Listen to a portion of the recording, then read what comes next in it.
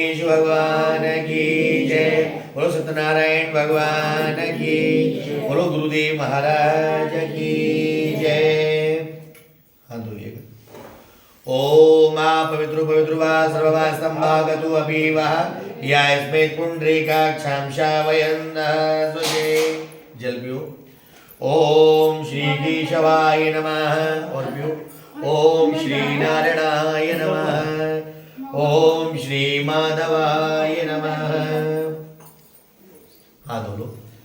हस्तो वृक्षालय पुण्डरीकाक्षां पुनातु, पुण्डरीकाक्षां पुनातु।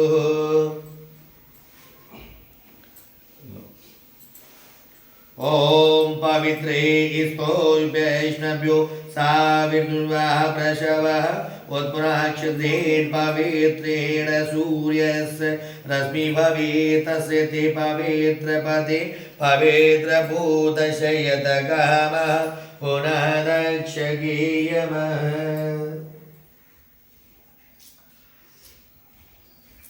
ओम कुस्मूले सदो ब्रह्मः कुष्मते जनार्दन कुशाग्निदेव लक्ष्मी कर्मदे नमः तदे नमो नमः। ओम गन्धद्वारं द्वादशां नित्यं पुष्टं कालक्षणीम ईश्वरी सर्वभूतानां तामिहोप ये श्रियाम येन वधो बलिराजा दानवेन्द्रो महाबला तेन त्वः प्रतिवन्दनामि रक्षेमा जलमज्ल रक्षेमा जलमज्ल।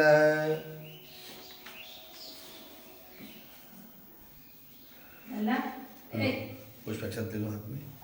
स्वस्ति वाचन करेंगे। ओम स्वस्ति न इंद्रो वृद्धश्रवा स्वस्ति न पूषा विश्ववेदाः ओम स्वस्ति न अंतरिक्षयो अरिष्टनेमि स्वस्ति न बृहस्पति ददातु। ओम भयां प्रतिवां भयं औषधीशोपयो दिव्य अंतरिक्षपयोद पायश्वती प्रदिशा सन्तुमयमः। ओम आनो भद्रः कृतभूयन्तो विश्वदूतवदासु अपरितास उद्भिदा दीवानो यथा शतमिद प्रति आसन्न प्रायुः रक्षितारो दिवे दिवे। ओम देवानां भद्रः सोमति श्रूयतां देवानां गुं रातिरवीनो निर्वर्तिताम देवानां गुं शगमुपसेदमावयं देवान आयु प्रतिरन्तो जीवसे तान पूर्व्यानि विदा भूमहे वयं भगम् मित्रमदितं दक्षमस्थितम् आर्यमणं वणं सोमस्महीना शुभगामय शरद। ओम तन्नो वातो मयो वातो वेशजं धर्मतः पृथ्वी तदपि तद्दौ तद्ग्रवणं सोमसुतो मयो भुवस्तु दक्षिणा श्रुतं दीष्णायवम् तमीशानं जगतस्तैस्तु शपतिं दियजन्नमवसेहुमहि वयं पूषानो यथा वेद सामशद प्रधि रक्षिता पायुर्दब्धा स्वस्तये। ओम स्वस्ति न इंद्रो वृद्धश्रवा स्वस्ति न पूषा विश्ववेदा स्वस्ति न अंतरिक्षयो अरिष्टनेमि। ओम स्वस्ति न बृहस्पति ददातु प्रदश्वः मारुतः कृष्णभद्रः शुभं यवानुददेषु जगमय अग्निजीवा मनवो सूरचक्षसु विश्वो न देव अवसागमे नमः।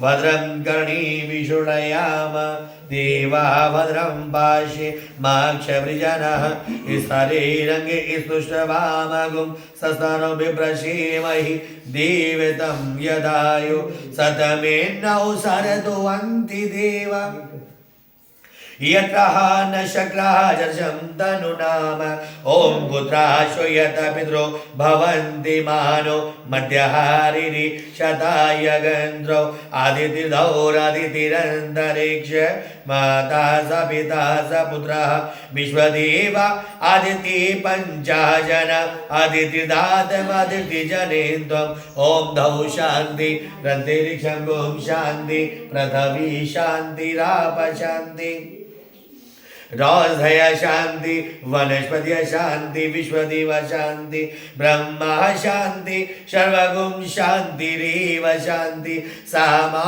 शांतिरेधि ओम शांति शांति शांति यतो यथा समीहसि ततो न अव्यं कुरु सम्न कुरु प्रजाभ्यो अव्यं न पशुभ्यां सुशांत भवतु। बायात अक्षर लो 14 बार में छोड़ते रहो। हाँ सीधा हाथ से लेते हैं नहीं बाकी से पकड़े रहो अभी पुष्प। ओम श्रीमन्महागणाधिपतये नमः नमः बोलते रहो। ओम लक्ष्मी नारायणाभ्यां नमः ओम उमामहेश्वराभ्यां नमः ओम बाणी हृदगर्भाभ्यां नमः ओम सचिव प्रद्रभ्यां नमः मातृचरण कमलभ्यो नमः ओम इष्ट देवताभ्यो नमः ओम कुल देवताभ्यो नमः ओम ग्राम देवताभ्यो नमः ओम वास्तु देवताभ्यो नमः स्थान देवताभ्यो नमः सर्वभ्यो देवेभ्यो नमः सर्वभ्यो ब्राह्मणभ्यो नमः सिद्धि बुद्धि सहिताय श्रीमन्महागणाधिपतये नमः। पुष्प ले लो। ओम सोमकर्षे दन्तशः कपिलो गजकर्णिका लंबोदर सविघटो विघ्ननाशो विनायक धूम्रकेतु गणाध्यक्षो बालचंद्र गजानन ओम द्वादशतानि नामानि या पठेषु यदापि ओम विद्यारंभे विवाहे च प्रवेशे निर्गमे तथा संग्रामे संकटे जीव विघ्नस्तस्य न जायते। शुक्लाम्बरं धरं दिवं शशिवर्णं चतुर्भुजं प्रसन्नवदनं ध्यायेत् सर्वविघ्नोपशान्तये अभीप्सितार्थसिद्ध्यर्थं पूजतो यशोरासुरे सर्वविघ्नहर्तस्मै गणाधिपतये नमः। सर्वमङ्गलमाङ्गल्ये शिवे शनिवारति साधके शरणे त्र्यम्बके गौरी नारायणी नमोस्तुते सर्वदा सर्वकार्येषु नास्ति तेषां मङ्गलं हृदयोम येषां हृदयस्तु भगवान् मङ्गलाय तनोहरि तथैव लगनं सुदिनं तथैव ताराबलं चन्द्रबलं तथैव विद्याबलं देवबलं तथैव लक्ष्मीपतिते युगम् ईश्वरामि।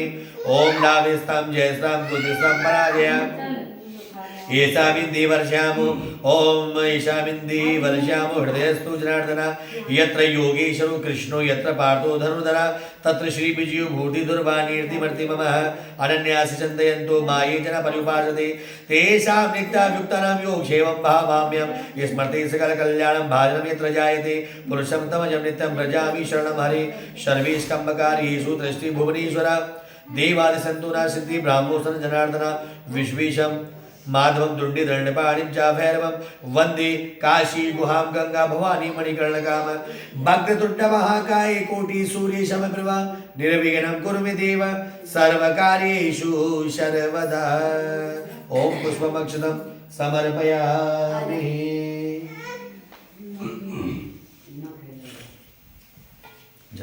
₹11 हाथ कर लेंगे।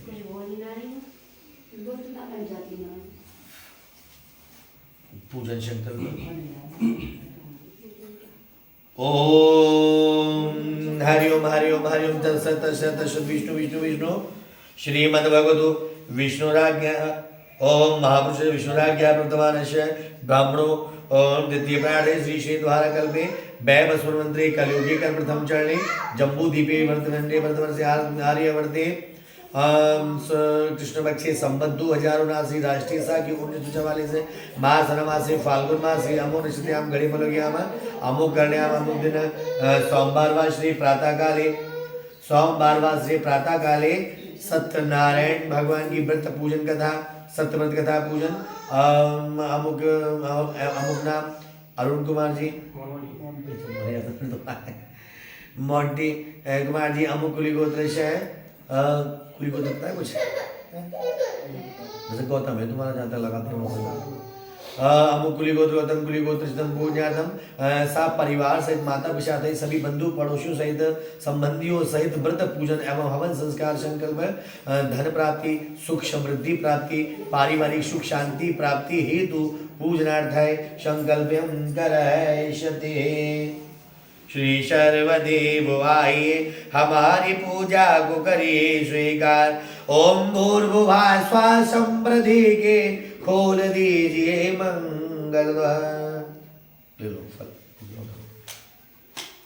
हाँ, सबसे पहले गणेश भगवान जी का ध्यान करेंगे। ओम गजाननं भूतगण दिशेवतं कपितजम्बुफलचारुभक्षणं उमासुतं शोकविनाशकारकं नमामि विघ्नेश्वरपादपङ्कजम्। ओम नमो देवै महादेवै शिवाय सततं नमः। नमो प्रकृतये भद्राय नियताकृता ईश्मताम। ओम श्री गणेशाभ्याभ्यां नमः ध्यानं समर्पयामि। ओम श्री गणानां त्वा गणपति ओं गवामहे। ओम प्रियणां त्वा प्रियपति ओं गवामहे। ओम निधिनां त्वा निधिपति ओं हवामहे। ओम वसोमं अहं जानि गर्भर्धम त्वं जासि गर्भर्धमः।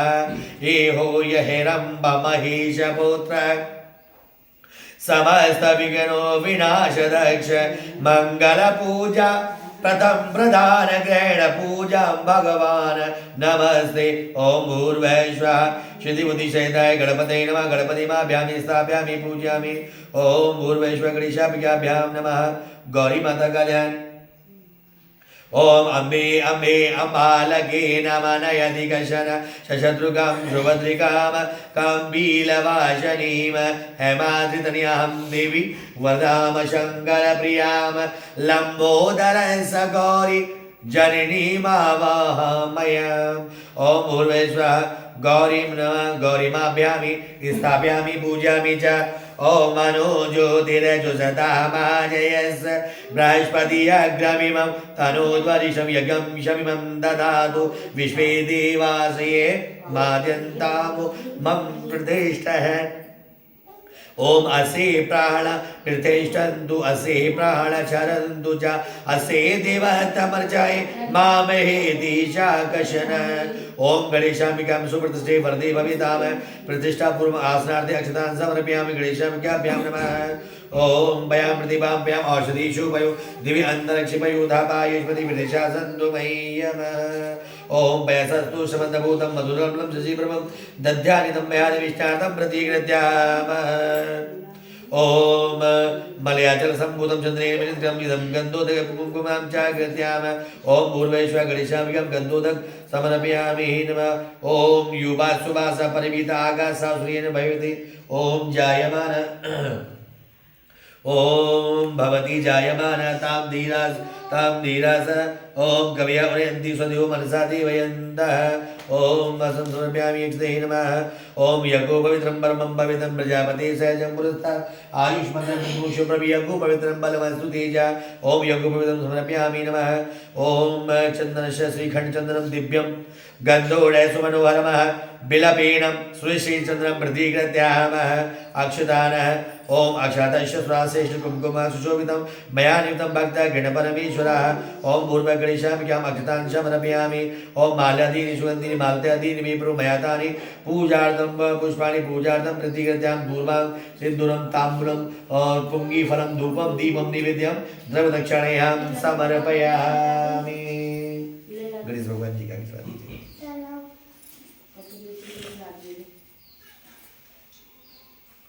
और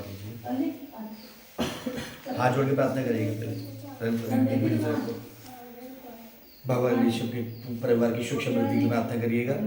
ओम विघ्नेश्वराय वरदाय सुराप्रियाय लंबोदराय सकलाय जगदिताय नागाननाय श्रुतियग विभूषिताय गौरीसुताय गणनाथ नमो नमस्ते भगतार्तिनाशन पराय गणेश्वराय सर्वेश्वराय सुभदाय सुरेश्वराय विद्याधराय विघटाय च वामनाय भक्त प्रसन्न वरदाय नमो नमस्ते नमस्ते ब्रह्म रूपाय ओम विष्णु रूपाय ते नमः नमस्ते रुद्र रूपाय करिरूपाय ते नमः विश्वरूप स्वरूपाय नमस्ते ब्रह्मचारिणे भक्त प्रियाय देवाय नमस्तुभ्यं विनायक ओम ध्यानं समर्पयामि। कलश वरुणदेव का आह्वान करेंगे। ओम कलश मुखे विष्णु मुखंडे रुद्रा समाश्रिता मूलतो ब्रह्मा मध्ये मद्गणा स्मृता ओम गुच्छौ तुषाग्रः सर्वे सप्तदीपा वसुन्धरा ऋग्वेदो अधियजुरवेद सामवेदो अथर्वणा अंगे सहिताः सर्वे कलशन्तु समाश्रिताः अथ गायत्री सावित्री शांति पुष्टि करे तथा आयन्तु देव पूजार्थं दुरति चकारका गंगे च यमुना चैव गोदावरी सरस्वती नर्मदे सिन्धु कावेरी जल अस्मिन् सन्निधं ग्रहो सर्वे समुद्रा सर्वतीर्थानि जलदानदा आयन्तु मम शान्त्यार्थं दुरति चकारका। कलश के आगे पंचामृत के लोटे एक साइड कर दो। ओम अनु ज्योतिर्जुस्तामार्यस बृहस्पति अग्निमे मंत्रोद्वृष्टम यज्ञम शमिमं दधातु स्वास्ति दधातु विश्वेदेवास्य मादन्त्यामो मां प्रतिष्ठः। ओम कलशी वरुणदेवताभ्यो नमः ओम सुब्रते वरुणदेवबन्धु ओम वरुणदेवताभ्यो नमः।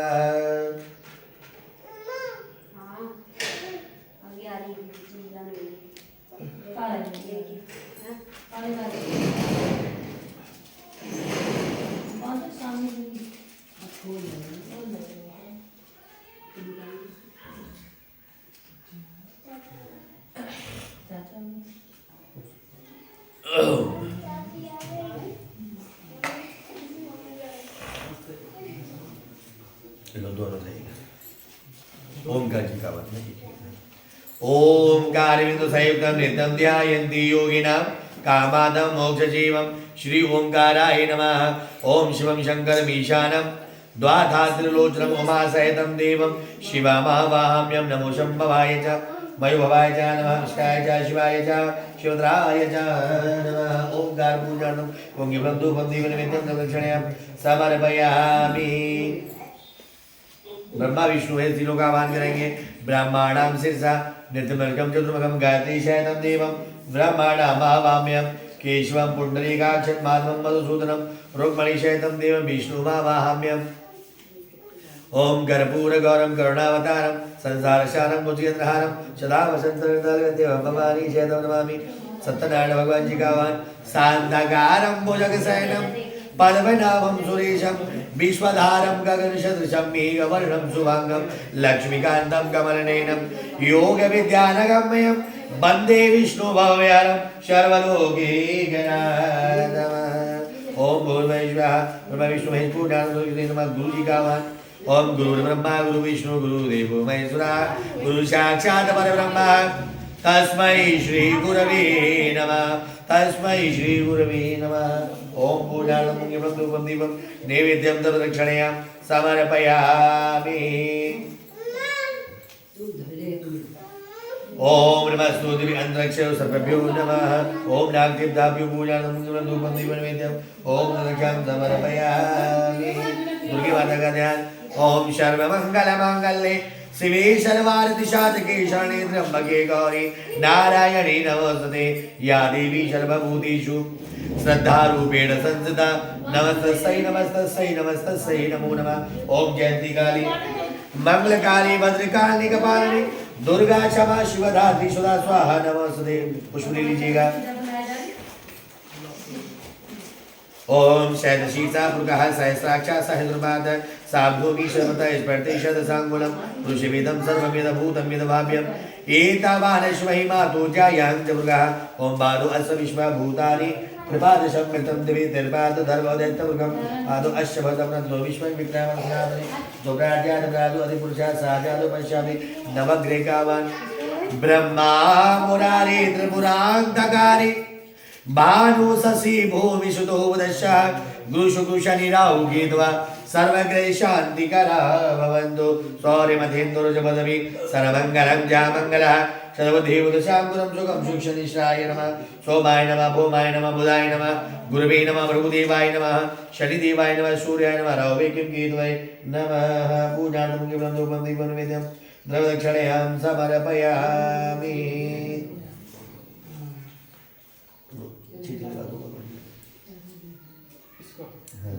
नहीं पर तुम्हारा इस दंड वाली है।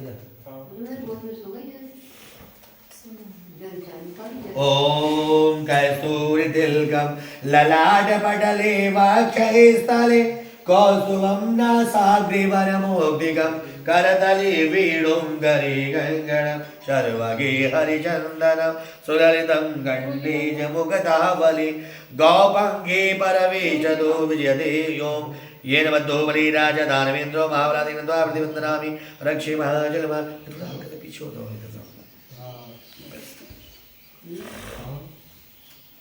आओ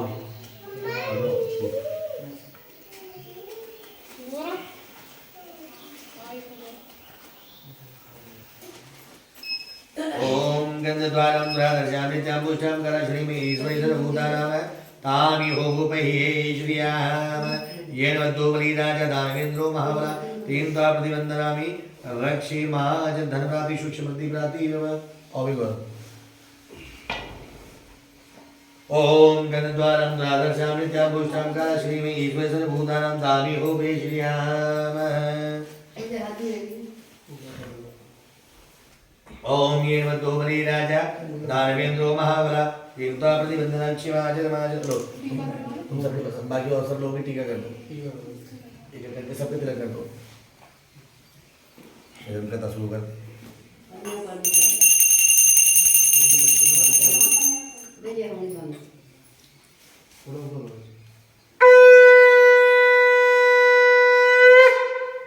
बोले विष्णु भगवान की जय। कि आओ भक्तो अब हम तुम्हें सुनाए कथा सत्यदेव भगवान की। हाथ जोड़ सब मिलकर बोलो जय विष्णु भगवान की। आज से 2-2.5 साल पहले की बात है। नैमिषारण्य स्थान जो सीतापुर जिले में स्थित है अपने ही उत्तर प्रदेश में, वहां हजारों ऋषि मुनि रोज यज्ञ अनुष्ठान व्रत पूजा पाठ को किया करते थे। सतयुग के समय से अभी तक वहां व्रत पूजा पाठ चलती हुई चली आ रही है। वहां कई हजारों ऋषि मुनियों ने एक दिन सूत जी महाराज जी से पूछा कि हे सूत जी महाराज, हमें कोई ऐसा उपाय बताइए मानव कल्याण के लिए जिससे मनुष्य को सुख शांति प्राप्त हो सके, उन्हें मनवांछित फल प्राप्त हो सके। तब सूत जी महाराज कहते हैं कि हे ऋषि मुनियों, तुमने बहुत अच्छी बात पूछी है, तो सुनो। यही प्रश्न सतयुग के समय में नारद जी ने विष्णु भगवान जी से पूछा था। तो सूत जी महाराज बतला रहे हैं, एक समय घूमते फिरते हुए और इसलिए स्वर्गीय तपस्वी ब्रह्माचार्य और इस पृथ्वी लोक में आ पहुंचे श्री ब्रह्मा पुत्र वीणाधारी। जब नारद मुनि पृथ्वी लोक में आ गए, आकर के नारद मुनि ने क्या देखा कि देखाया विविध प्राणियों को और भारी संताप उठाते हुए और अन्याय स्वार्थ की बेदी पर प्राणों की भेंट चढ़ाते हुए। आकर के नारद जी ने क्या देखा, कोई प्राणी किसी प्रकार से दुखी हो रहा है, कोई रोग से पीड़ित है। ज्यादातर परिवारों में बड़े कलेश दुख और फैले हुए हैं। पिता पुत्र, पति पत्नी, भाई भाई, ज्यादातर परिवारों में लोग दुखी हो रहे हैं, बहुत कलेश है। नारद जी से उनके दुखों को नहीं देखा गया। वो सारा हाल देख करके पृथ्वीवासियों का अपने पिताश्री ब्रह्मा जी के पास पहुंचे थे। कहां पहुंचे? नारद जी अपने पिताश्री ब्रह्मा जी के पास पहुंचते हैं। कहा कि हे पिताश्री, पृथ्वी लोक में बहुत सारा घोर अपराध, कलेश, दुख फैले हुए हैं। ज्यादातर प्राणी किसी न किसी कारणों से दुखी और परेशान हो रहे हैं। हे पिताश्री, उनके दुखों को दूर करने के लिए कोई उपाय बताइए। ब्रह्मा जी कहने लगे, हे पुत्र नारद मुनि, हमें तो प्रकृति ने सृष्टि को बनाने के लिए और सभी प्राणियों को उत्पन्न करने के लिए जन्म मिला है। उन प्राणियों का पालन पोषण करने वाले तो विष्णु भगवान है और उन सभी की रक्षा करने वाले भोलेनाथ जी। तो प्रकृति ने आप तीनों को अलग अलग रूप में जन्म दिया है। तुम्हें विष्णु धाम जाना चाहिए। तो नारद मुनि अपने पिताश्री की आज्ञा को मान करके विष्णु धाम पहुंचते हैं कि प्राणी वर्ग को दुखी देख और नारद हुए उदास और पहुंचे जग कल्याण हित तो लक्ष्मी पति के पास। विष्णु धाम जब बद्रीनाथ धाम पहुंचते हैं, विष्णु भगवान जी क्षीर सागर में शेष नागों की सैया पर अपनी पत्नी महालक्ष्मी जी के साथ विश्राम कर रहे थे। नारद मुनि ने महामंत्र का जाप किया, प्रभु को जगाया। श्रीमन नारायण नारायण हरि करके प्रभु को जगाते हैं। जगाने के बाद में कहते हैं कि हे प्रभु, पृथ्वी लोक में कितना सारा कलेश और दुख फैला हुआ है। हम चाहते हैं उनके ज्यादा से ज्यादा दुखों को दूर करने के लिए कोई उपाय बताइए। तो विष्णु भगवान जी कहते हैं कि हे नारद मुनि, तुमने प्राणियों की तो उनकी बहुत अच्छी बात पूछी है, परंतु मनुष्य अपने कर्मों के द्वारा अनेक प्रकार के दुखों का कारण बनते हैं। जो मनुष्य जैसा कर्म करते हैं उनको आगे चल करके वैसा ही फल मिलता है। जब ऐसा कहा तो नारद मुनि कहते कि प्रभु, कभी कभी अच्छे लोगों को भी बुरा फल मिल जाता है। तो उन्होंने कहा कि हाँ, हम उनके लिए एक ऐसा उपाय बतलाएंगे जिससे हर लगे न फिट की रंग भी चौका हो जाए। नारद मुनि कहते हैं कि हे प्रभु, मैं कैसा उपाय बताने की कृपा करें। भगवान कहते कि हे नारद मुनि, पहले ये देखो कि पृथ्वी लोक में सबसे ज्यादा पूजा पाठ कहाँ होती है। नारद मुनि कहा कि हे प्रभु, सारी पृथ्वी पर पूजा पाठ होती है। ये सतयुग के समय की बात है। पहले समय में कोई ईसाई नहीं था, कोई मुस्लिम नहीं थे, कोई सिख सरदार नहीं थे। सारा सत्य सनातन धर्म ही था। ईश्वर को मानने वाले, इनको ईश्वर को ब्रह्मा विष्णु महेश तीनों को मानने वाले सब सत्य सनातन धर्म, हिंदू धर्म, अखंड भारत ही पूरी दुनिया था। अखंड भारत ही पूरी दुनिया होता है। नारद मुनि कहा कि हे प्रभु, सभी जगह पूजा पाठ होती है, पर सबसे ज्यादा पूजा पाठ एक नीचे चल करके एक स्थान है, नैमिषारण्य स्थान। हमें वहां चलना चाहिए। तो नारद मुनि और विष्णु भगवान जी बद्रीनाथ के स्थान से चलकर उस नैमिषारण्य स्थान पर आए, पहुंचे। हजारों ऋषि मुनि रोज यज्ञ अनुष्ठान को, व्रत पूजा पाठ को वहां किया करते थे। एक भगवान के लिए एक सुंदर आसन सुशोभित किया, आसन सजाया, प्रभु को बैठालते हैं। बैठालने के बाद में अनेक प्रकार के फल, पकवान, मिष्ठान बनाए गए, प्रभु को अर्पण किए गए। सब लोग बड़े प्रसन्न हुए। तब सभी ऋषि मुनि ने हाथ जोड़ के निवेदन किया कि हे प्रभु, मानव कल्याण के लिए कोई एक ऐसी छोटी सी पूजा, कोई एक ऐसा व्रत बताइए जिसको करने से सुख संपन्नता प्राप्त हो सके। तो भगवान बतलाते हैं, ऋषि मुनियों सुनो, जो कोई मनुष्य सत्य व्रत कथा को करेंगे, किसको करेंगे? सत्य व्रत कथा। ये हम लोग क्या कर रहे हैं? सत्य व्रत कथा कर रहे हैं। सत्य व्रत कथा का मतलब ये नहीं हुआ कि हम फल निष्ठा लाए, भगवान जी को चढ़ाया, भगवान जी के भोग लाए, आरती की, कथा हो गई, ऐसा नहीं। सत्य व्रत कथा का मतलब होता है कि सत्य व्रत को अपने अंदर धारण करना, यानी सत्यता को अपने अंदर धारण करना, एक दूसरे के प्रति अच्छा व्यवहार रखना, संस्कारों में रहना, सत्य के रास्तों पर चलना, नैतिकता के नियम अपनाना, ये सत्यव्रत कथा होती है, जो कि हम व्रत पूजा पाठ के द्वारा संकल्प लेते हैं कि प्रभु जो भी 2-4 महीने में, साल भर में अपने घर में व्रत पूजा पाठ करते हैं, ये प्रभु हम सत्यता के रास्ते पर चलते रहें, अच्छा ढंग से हमारा जीवन चलता रहे, आपको हम धन्यवाद देते रहे। हम लोग भगवान जी का पूजन क्यों करते हैं? पूजन का मतलब होता है कि प्रकृति ईश्वर हमें सब कुछ देता है, खाने पीने पहनने को ओढ़ने के लिए। हमारा भी फर्ज बनता है उससे धन्यवाद देना, यानी अपने ईश्वर को धन्यवाद देना, पुरस्कृत करना, जो कि हम पूजा पाठ के द्वारा उन्हें पुरस्कृत करते हैं। तो सभी ऋषि मुनि बड़े प्रसन्न हुए सुन करके, और सुन करके सभी ऋषि मुनियों ने भगवान जी का पूजन किया गया।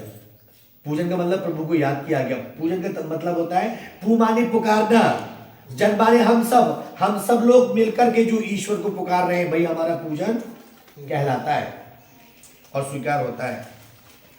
तो जब सभी ऋषि मुनि सुना, बड़े प्रसन्न हुए। भगवान जी के प्रसाद की तैयारी की गई। गाय पलती थी, गाय का दूध मंगाया, शक्कर मिलाई, पंचामृत तैयार किया, आटा रखा हुआ तो उसको भूंज लिया, शक्कर मिलाई, कसार को तैयार कर लिया गया।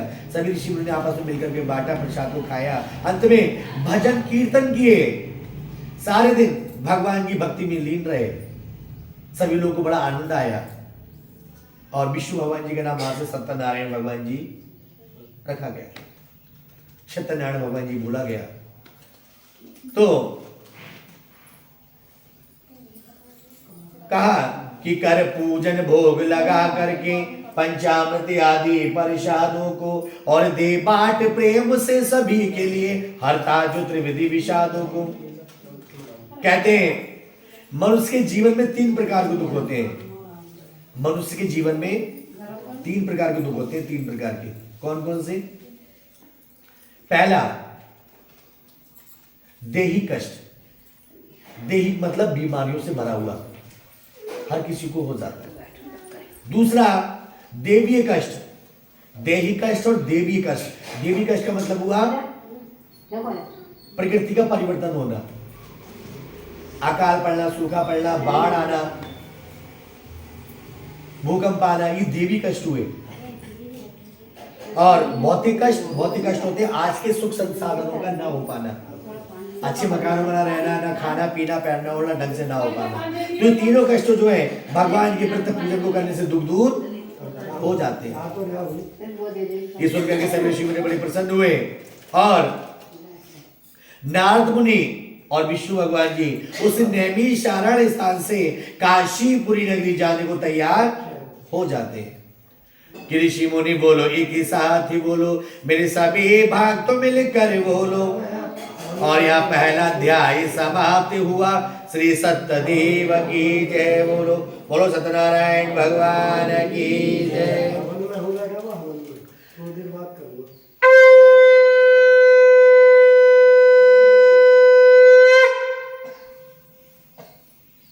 विष्णु भगवान जी कथा का दूसरा अध्याय। दूसरे अध्याय में आर्य जगत में विदित है और काशीपुरी एक धाम, जहां बसत एक दीन ध्वज तो सतानंद था नाम। काशीपुर नगरी, जिसको हम आज के समय में बोलते हैं बनारस। हाँ। उस बनारस नगरी में एक अत्यंत गरीब ब्राह्मण रहा करते थे, जो भिक्षा मांग करके अपने परिवार का गुजारा करते थे और लोगों को शिक्षाएं दिया करते थे। जब भिक्षावृत्ति से पालन पोषण होता था उनके परिवार का। सतानंद था नाम पर और आनंद न उनको मिलता था। दिन रात बीतते थे दुख में, क्षण भर भी मन नहीं खिलता था। शतानंद जी भिक्षा मांग रहे होते हैं, उधर भगवान पहुंच जाते मिलते हैं। सतानंद की दुर्दशा लखी आनंद महान, और विप्र रूप धर पंथों में तो आए मिले भगवान। भगवान आ गए। भगवान ने पूछा सहज स्वभाव से प्रभु ने उससे हाल, तो कह दिया उस विप्र ने अपना सारा हाल। शतानंद ब्राह्मण जी कहते हैं कि हे दंडी बाबा जी, हम बहुत गरीब ब्राह्मण हैं, भिक्षा के लिए उधर मारे फिरते हैं, भिक्षावृत्ति से अपने परिवार का गुजारा होता है। कि हे दंडी बाबा जी, आप लोग इस गरीबी से हटने का कोई उपाय जानते हो तो कृपा करके हमें बताइए। तो भगवान कहते कि हे शतान ब्राह्मण, आप सत्य व्रत कथा का संकल्प लो। आप जब सत्य व्रत कथा का संकल्प लीजिएगा तो शतान जी बड़े प्रसन्न हुए सुन करके, बोलने लगा कि हे दंडी जी, हम आज सत्य व्रत कथा का संकल्प लेते हैं, जब हम अगले चल करके धनवान बन जाएंगे, हमारे पास थोड़ा ना थोड़ा धन आ जाएगा, तो हम अपने घर पर भगवान जी का पूजन जरूर करवाएंगे। जब कहा कि हम अपने घर में भगवान जी का पूजन जरूर करवाएंगे, तो शतानी ब्राह्मण घर आए। घर आकर के अपनी पंडिताइन को भगवान जी की पूजा पाठ के बारे में बतलाया। पंडिताइन जी बड़ी प्रसन्न हुई, और प्रसन्न होने के बाद में पंडिताइन जी प्रसन्न होती है तो उन्होंने प्रसन्न होने के कारण रोज भिक्षा पाने के लिए जाते थे शतानी ब्राह्मण जी। एक दिन भिक्षा में क्या धन प्राप्त हो गया। अपनी पत्नी से कहते हैं, हे पंडितानी जी, हमने कुछ दिन पहले भगवान जी का पूजन बोला था, हम उसके व्रत पूजा पाठ करते हैं। पंडितानी जी का बहुत अच्छी बात है, पूजा पाठ करा लो। बाजार से भगवान जी की सामग्री को लेकर के खरीद करके लाते हैं, और ला करके अपने परिवार वालों को, संबंधियों को, सबको बुलावा दिया कि आज हम अपने घर में भगवान जी का पूजन करेंगे, सभी लोगों को आना है। मोहल्ले पड़ोसी परिवार वाले सब लोग आए। आकर के जैसे हम लोग ये भगवान जी का पूजन कर रहे हैं, ऐसे उन्होंने भी भगवान जी का पूजन किया। भगवान जी का पूजन किया, भोग लगाया, आरती की, सभी को प्रसाद का वितरण किया, भजन कीर्तन के समय गा गा कर समय व्यतीत किया। बड़ा ही सबको आनंद आया, सभी लोगों को बहुत अच्छा लगा। उसके बाद में भाई सतानंद ब्राह्मण हर महीने अपने घर में भगवान जी का पूजन करने लग जाते हैं। हर महीने मोहल्ले पड़ोसी सबको बुलाने लगे।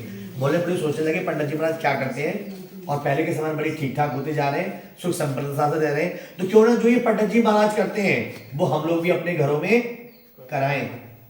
तो काशीपुर नगरी के लोग पंडित जी महाराज जी को अपने घर में बुला के ले जाते थे, और अपने ही घर में ऐसे ही भगवान जी का पूजन कराते थे।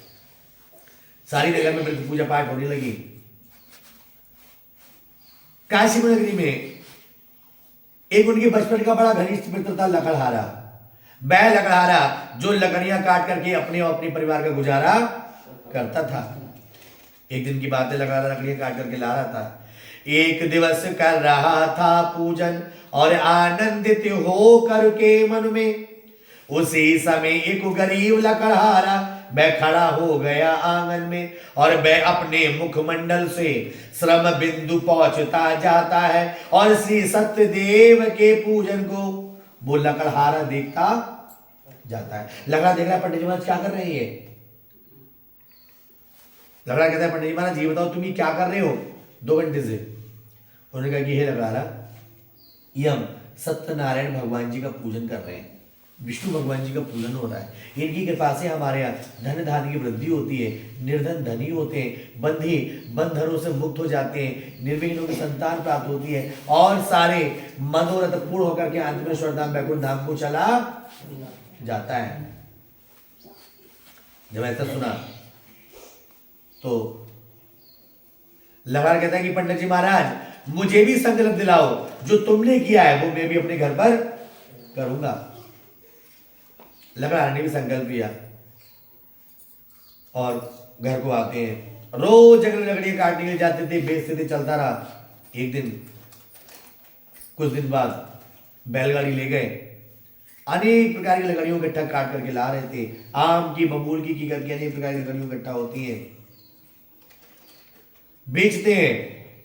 उस दिन की लकड़ियां कई दामों में बिक जाती हैं, तो उस दिन को ही भगवान जी की सामग्री को लेकर के आते हैं, और अपने घर पर ऐसे ही उन्हीं सतानंद ब्राह्मण जी को बुला करके अपने घर में पूजन करवाते हैं।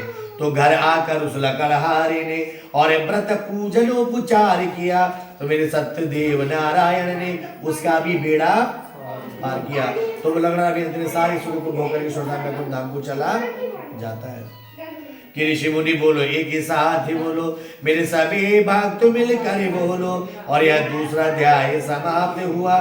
श्री सत्यदेव की जय बोलो। बोलो सत्यनारायण भगवान की जय।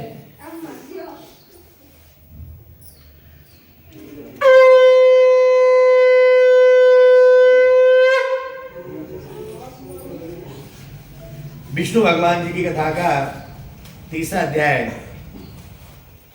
तीसरे अध्याय में एक उल्कामुख नाम के राजा थे, बड़े ही सक्तमते अपने देव स्थान पर जाते थे, गरीबों को धन देकर के कष्टों को दूर किया करते थे। ऐसे उनकी पत्नी भी कमल के समान मुख वाली थी, खूब गरीबों को दान दिया करती थी। एक दिन वह राजा रानी एक भद्रशीला नदी के किनारे भगवान का पूजन, नदी का क्या नाम था? भद्रशीला नदी। आज के समय में उस नदी का नाम है सोनभद्रा नदी। क्या नाम है? जो मध्य प्रदेश राज्य में है।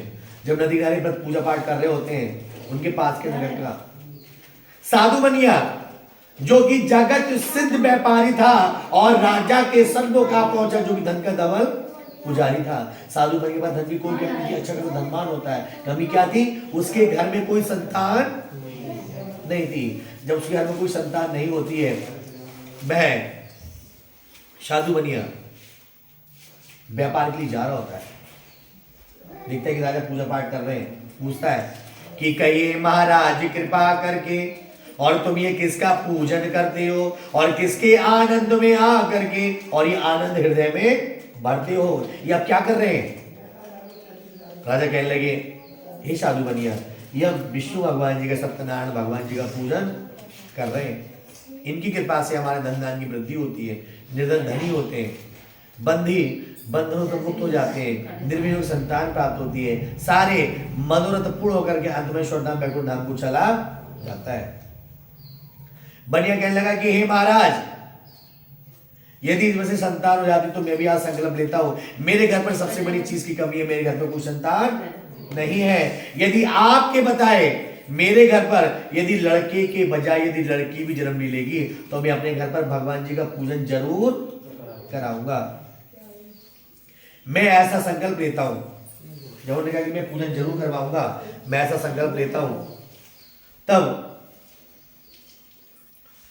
बनी ने संकल्प लिया, प्रसाद को खाया, घर आया, घर आकर के अपनी पत्नी लीलावती से कहते हैं, हे लीलावती, आज हम एक ऐसे व्रत पूजन को देख करके आज संतान प्राप्त होती तो उसका प्रसाद लाए। लीलावती कहने लगी, हे साधु महाराज, हमारे ऐसे कहां भाग्य संतान प्राप्त हो जाए, 20 साल शादी को हो गए। साधु महाराज ने कहा, नहीं लीलावती, ऐसा नहीं। बड़े बूढ़े लोगों का कहना है कि 12 वर्ष के बाद तो बूढ़े के दिन भी फिर जाते हैं। भगवान के यहां कहते हैं, देर है अंधेर नहीं है। अब प्रसाद को खाओ। लीलावती प्रसाद को खा लेती है कि कामना पुत्र की जो करके पूजन उपचार विधान करे और निश्चय उसको प्रतिभाशाली नारायण पुत्र प्रदान करे। लीलावती ने प्रसाद को खा लिया। कुछ महीने बाद लीलावती गर्भवती हो जाती है और 9-10 महीने के बाद में उनके घर में एक सुंदर कन्या का जन्म होता है। 11वें दिन नाम का संस्कार हुआ, खूब भंडारा किया, खूब पैसा खर्च किया, पर नाम संस्कार के बाद में भगवान जी का पूजन नहीं किया। जब नहीं किया, 2-4 महीने बीत गए। लीलावती ने एक दिन कही कि साधु महाराज ऐसा है, देखो अब तो 2-2.5 महीने कन्या को हो गए, भगवान जी की पूजा करा लो। कहा तो साधु महाराज ने तब भी डांट दिया, चिल्ला दिया, कहा कि तुम्हें हर समय पूजा की पड़ रहती है। उधर साधु मुनि व्यापार में इतने मगन हो जाते हैं कि भगवान जी का पूजन करना भूल गए। कई साल बीत गए। लीलावती ने और 1-2 बार कहा, तब भी लीलावती को डांट दिया, कथा के पीछे चिल्ला दिया। फिर लीलावती ने कहना ही बंद कर दिया। कन्या का विवाह संस्कार हुआ। 14-15 साल बीत गए। 14-15 साल के बाद जब कन्या का विवाह संस्कार हुआ, एक अच्छी वर की तलाश करके ढूंढ ढांड करके उस कन्या का विवाह उस वर के साथ में कर दिया जाता है। पर विवाह के बाद भी वो उस व्रत पूजन को करना भूल गया। अजी कभी भी उन्होंने अपने घर में भगवान जी की पूजा नहीं कराई। यह कहने का मतलब है, ये भगवान जी की पूजा एक अच्छी चीज होती है? आज हम अपने घर में भगवान का पूजन कर रहे हैं। आज हमारे भाई साहब के घर में सभी लोग आए हुए हैं, मोहल्ले पड़ोसी रिश्तेदार संबंधी सब लोग आए हुए हैं। एक दूसरे से मिलने का शुभ अवसर प्राप्त हुआ है। कथा के बहाने सब लोग मिल पाते हैं एक दूसरे से। हम लोग धर्म संस्कार इत्यादि हम लोगों में आते हैं, हमें बड़ी सुख शांति प्राप्त होती है। एक अच्छा जीवन जीने का हमें तरीका प्राप्त होता है भगवान जी की पूजा पाठ के द्वारा। आत्मविश्वास हमारे अंदर बढ़ता है। नैतिकता के हम लोग रास्तों पर चलते हैं, ये भगवान जी के प्रति पूजा पाठ के द्वारा। तो उस बनिए ने भगवान का पूजा पाठ नहीं किया। अकेली कन्या थी, जमाई साहब को घर पर ही रख लिया। दोनों ससुर जमाई दूसरे नगर में जाकर के व्यापार करने के लिए चले गए। अब चले जाते हैं दूसरे नगर में, तो दूसरे नगर में जाकर के जहां के राजा चंद्रकेतु थे व्यापार करने लगे। एक रोज रात्रि में राजा के महल के किनारे आकर के विश्राम करते थे। एक रोज कुछ चोर सामान चुरा करके राजा का भाग रहे थे और उन चोरों ने सामान वहां रख दिया जहां पर रात्रि में ससुर जमाई सो रहे थे। चोर भाग गए, पीछे से मंत्रियों ने चोर समझ के उन दोनों को बनियों को पकड़ लिया और बनियों को पकड़कर राजा के दरबार में ले आए। उनको जेल में डाल दिया, दंड दिया। उधर घर पर भी लीलावती कलावती के घर भी ऐसी नौबत आ जाती है कि कुछ दिनों के बाद में वहां से भी उनके घर में सब धन चोरी हो जाता है। कुछ महीने बीत गए, मोहल्ले पड़ोसियों ने खाना पीना खिलाया, उसके बाद में उन्होंने भी मना कर दिया। दोनों माँ बेटियों के हालात भी भिखारियों जैसे हो गए। माँ भी के भिक्षा मांग कर गुजारा करती है। एक दिन की बात है, संध्या काल में भिक्षा मांगने के लिए गई कलावती कन्या, यदि माता कुछ मांग करके लाती हूँ। माता ने जाओ कुछ मांग लाओ गांव में से। गई गांव में, तो एक दिन कलावती कन्या और एक ब्राह्मण के घर पर आए और जहाँ सत्यदेव नारायण की बड़ा सुंदर कथा होती पाई। तो भगवान जी की पूजा पाठ कथा चल रही थी, आकर के बैठ गई। जब भगवान जी की पूजा पाठ में आकर के बैठ जाती, पूजा पाठ समाप्ति, प्रसाद बटा प्रसाद को लेती है और प्रसाद को लेकर के और भोजन भी खा के थोड़ा भोजन प्रसाद अपनी माँ के लिए भी ले आती है। माता ने फटकार लगाई, कन्या इतनी रात्रि में कहां से आ रही हो? कन्या ने कहा कि हे माता, मैंने एक साधु ब्राह्मण के यहाँ भगवान जी की पूजा पाठ होती देखिए, देखो मैं उसका प्रसाद लाई हूं। तो माता को दिखाया पंचामृत और प्रसाद, तो माता को आ गई याद। माता ने कहा कि हे कन्या, तुम्हारे पिताजी ने तुम्हारे पैदा ना होने से पहले संकल्प लिया था कि व्रत पूजन हम जब करें जब पैदा हो संतान। वह व्रत पूजा पाठ तुम्हारे पिताजी ने आज तक नहीं करवाई है। हम सब लहरें वही कष्ट भोग रहे हैं। तो जैसे तैसे हुआ, लीलावती कलावती ने कोई भिक्षा मांगी, भिक्षा मांग करके भगवान जी की सामग्री इकट्ठा किया और इकट्ठा करके अपने घर में ऐसे ही भगवान जी का पूजन करवाया। तो भगवान जी का पूजन करवाते हैं, पूजा पाठ को करवाते हुए भगवान के पूजन को करवाते हैं।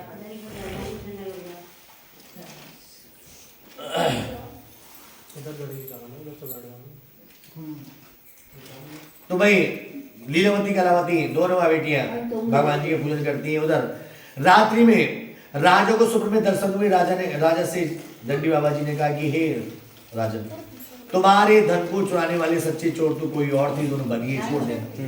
बनिए लोगों का छोड़ दिया जाता है। जितना धन जितना सामान उनके पास है उससे दुगना तिगना धन सामान देकर उनको वहां से विदा कर दिया जाता है। और वही दोनों बनिए लोग अपने घर को चलने के लिए तैयार हो जाते हैं कि ऋषि मुनि बोलो एक ही साथ ही बोलो, मेरे सभी भक्त मिलकर बोलो। और यहाँ 30वां अध्याय समाप्त हुआ। श्री सत्यदेव की जय। बोलो बोलो सत्यनारायण भगवान की जय।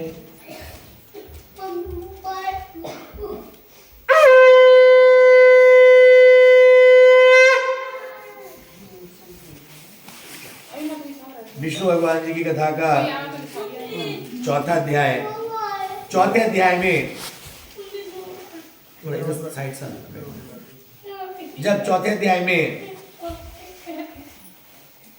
जब भाई दोनों बनिए लोग अपने घर को चलने के लिए तैयार हो गए, यात्रा करते करते नदी के समीप आ गए।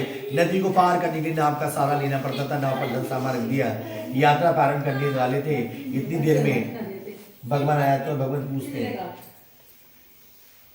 कि भगवान बोले हे साधु और क्या भरा तुम्हारी नविका में? तो साधु बोला हे भगवान लता पत्रा मेरी नविका में, मेरी नाव में तो लता पत्रा घास फूस वगैरह भरी हुई है, उसके लिए आपको आवश्यकता हो तो ले लो। भगवान को बड़ा गुस्सा है। भगवान ने कही बनिया तो सुन कि तेरा वचन असत्य ना हो, हंस करके मेरा अपमान किया और हो जाए नाव में लता पत्रा, ये कह करके प्रस्थान किया। जब नाव में घास भरा हुआ देखा तो मूर्छित होकर के नाव में गिर जाते हैं। तब उनके दामाद जी कहते कि हे पिताश्री आप शोक ना करें, ये दंडी जी का श्राप लगता है, हमारे यही समझ में आता है। दंडी बाबा के पैरों में गिर जाते हैं, रोने लगते, क्षमा मांगते हैं। तो भगवान ने कहा कि ये बनिया सुनो, तुमने एक बार संकल्प लिया था कि व्रत पूजन हम जब करें जब पैदा हो संतान। ये बनिया क्या भूल गए ना धन? तो बनिया सोचने लगी बात तो मुझे मेरी पत्नी को बताती, यानी कि इन दोनों का से मालूम, यानी कुछ लग रहे हैं। उनके पैरों में गिर जाते हैं, कहते हैं हे दंडी बाबा जी, हे भगवान हमें क्षमा करो, हम घर पहुंच करके व्रत पूजन को अवश्य ही करवाएंगे। नाव पर आ गए, नाव द्वार धन से परिपूर्ण हो गई, यात्रा प्रारंभ कर दी। वहां से साधु बनिया भगवान जी का गुणगान प्रारंभ करता है। नाव नदी को उस पार पहुंचती है। गांव वाले नदी किनारे टहल लेते, गांव वालों से कहा हे गांव वालों, घर जाकर सूचित कर दो कि जमाई राजा साधु महाराज बहुत सारा धन संपदा लेकर के नदी किनारे आ गए, उन्होंने आपको बुलाया, चलो। गांव वाले भागकर घर आए, घर आकर क्या देखा, जैसे हम लोग ये भगवान जी का पूजन कर रहे हैं, ऐसे में दोनों माँ बेटियां भगवान जी का पूजन कर रही थी। तो भगवान जी की पूजा पाठ चल रही होती है,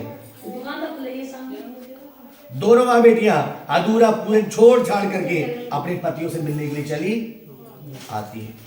जैसी नदी किनारे आती है वैसे ही आता है आंधी और तूफान, नहीं रहता है जमाई का नाम और नाव पानी में डूब जाती है।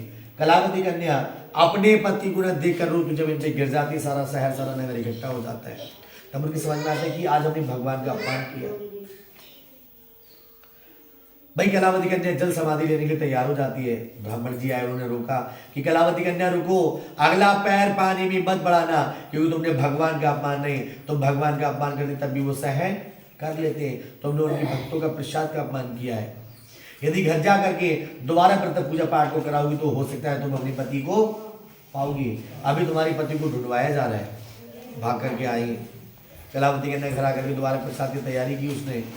इतनी देर में उसको सूचना मिल जाती है कि जमाई ने जाके ना, जमाई से अगले जाकर के 1-1.5 किलोमीटर आगे जाकर के पानी में मिल जाती है। दोबारा से खुशहाली हो जाती है, सब लोग इकट्ठे होकर के घर आते हैं और कुछ दिनों के बाद में खूब धूमधाम से भाई बनिया अपने घर में भगवान जी के पूजन को करवाता है और अंत में सारे सुखों को भोग करके अन्वेषण धाम बैकुंठ धाम को चला जाता है। कि ऋषि मुनि बोलो एक साथ ही बोलो, मेरे सभी भक्त तो मिलकर बोलो। और यहाँ चौथा अध्याय समाप्त हुआ। श्री सत्यदेव की जय बोलो, बोलो विष्णु भगवान की जय।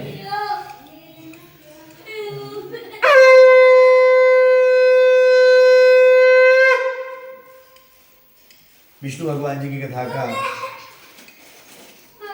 5वां और अंतिम अध्याय। एक लीमतोड़ नाम के एक राजा थे। वह राजा बड़े अभिमानी राजा थे। जब एक रोज शिकार खेलने के लिए निकलते हैं, शिकार खेलते हुए हिरन दिखाई देता, उसका शिकार करने लगे। थके हारे राजा एक पीपल के पेड़ के नीचे आकर के बैठ जाते हैं। जब उन्हें क्या देखा कि वहां कुछ ग्वाले भगवान का पूजन कर रहे हैं। जब उन ग्वालों ने प्रसाद दिया तो उस राजा ने प्रसाद को लेने से मना कर दिया। जब प्रसाद को लेने से मना कर देते हैं, जब वह अपने लौट नगर को आते हैं तो वे अपना सब कुछ जजमेंट पाते तो जान जाते सब कुछ भगवान पूजा पाठ के द्वारा हुआ है। दोबारा जंगल तरफ आए, जो उन्हें प्रसाद बता उसको लेते हैं और लेने के बाद में जब लौट नगर को आते हैं सब कुछ फिर हल्के हल्के कुछ दिनों सब कुछ ठीक ठाक हो जाता है। तो वे राजा भी भगवान के चमत्कारों को देख करके अपने महलों में व्रत पूजा पाठ कराने लग जाते हैं और अंत में वो भी सारे सुखों को सुख भोग करके स्वर्ग में को चले जाते हैं। ऋषि मुनि बोले सूजी महाराज हमें और बतलाओ कि ये लोग अगले अगले जन्मों में कौन हुए। तब उन्होंने कहा ये सतानंद नाम के ब्राह्मण जी द्वापर युग में जाकर के सुदामा जी हुए और उल्कामुख नाम के राजा राजा दशरथ जी हुए। लकड़हारा भीलों के राजा निषाद राज जी हुए और शादू बनिया राजा मोरध्वज हुए। जिन जिन लोगों ने ज्यादा से ज्यादा व्रत पूजा पाठ को किया वो लोग अपने क्षेत्र के प्रसिद्ध व्यक्ति के रूप में हुए और उसी समय से हम सभी लोग भगवान जी का पूजन करते हुए चले आ रहे हैं। कि ऋषि मुनि बोलो एक ही साथ ही बोलो, मेरे सभी भक्त तो मिलकर बोलो। और यह 5वां अध्याय समाप्त हुए। श्री सत्यदेव की जय बोलो, बोलो सत्यनारायण भगवान की जय। सभी लोग पुष्प चढ़ा दीजिएगा।